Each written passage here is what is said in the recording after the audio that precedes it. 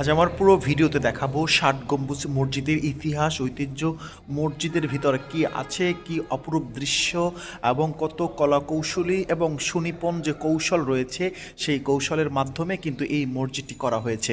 আমার সাথে পুরো মসজিদটি দেখতে আমার সাথে থাকুন, কোথাও যাবেন না। আমি তুলে ধরবো এই মসজিদের ভিতরে কি রয়েছে, কিভাবে তৈরি করা হয়েছে, সব কিছু দেখতে পারবেন এই ভিডিওর মাধ্যমে।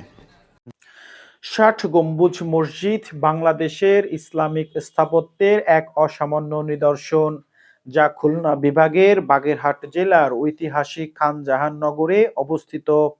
এটি পঞ্চদশ শতকে বাংলার মহান শাসক ও সমাজ সংস্কারক খানজাহান আলী নির্মাণ করেন।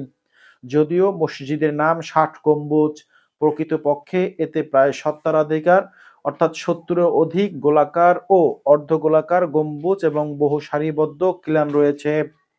ধারণা করা হয় নামটি এসেছে ৬০টি স্তম্ভ থেকে, যার উপর পুরো গম্বুজ কাঠামোটি দাঁড়িয়ে আছে।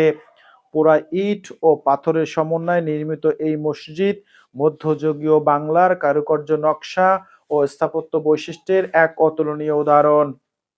মসজিদের ভেতরে প্রবেশ করলে বিশাল হলঘর, ঘন বিস্তৃত স্তম্ভ, খিলান এবং আলো বাতাস চলাচলের অনন্য ব্যবস্থা দর্শনার্থীদের চোখে পড়ার মতো। ভেতরের শীতল পরিবেশ ও ছায়াময় আবহাওয়া সেই যুগের স্থাপত্য জ্ঞানের উচ্চতা প্রকাশ করে। বাইরে রয়েছে সবুজ প্রাকৃতিক পরিবেশ, যা স্থাপনাটাকে আরো মনোরম করে তোলে।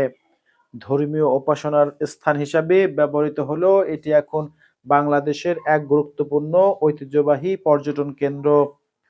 ইউনেস্কো ১৯৮৫ সালে ষাট গম্বুজ মসজিদকে বিশ্ব ঐতিহ্যের অংশ হিসাবে ঘোষণা করে, যা এর বৈশ্বিক গুরুত্ব ও সাংস্কৃতিক মূল্যকে আরো সংহত করেছে। দেশি বিদেশি অসংখ্য পর্যটক প্রতি বছর এখানে আসে অতীতের শিল্প, স্থাপত্য এবং ঐতিহাসের সাথে পরিচিত হতে। মসজিদটি শুধু একটি ধর্মীয় নির্মাণ নয়, এটি বাংলার সংস্কৃতি, দক্ষতা, দৃষ্টিভঙ্গি ও নির্মাণ শৈলীর এক জীবন্ত দলিল। ষাট গম্বুজ মসজিদ তাই বাংলাদেশের গৌরব ও ঐতিহ্যের এক উজ্জ্বল প্রতীক।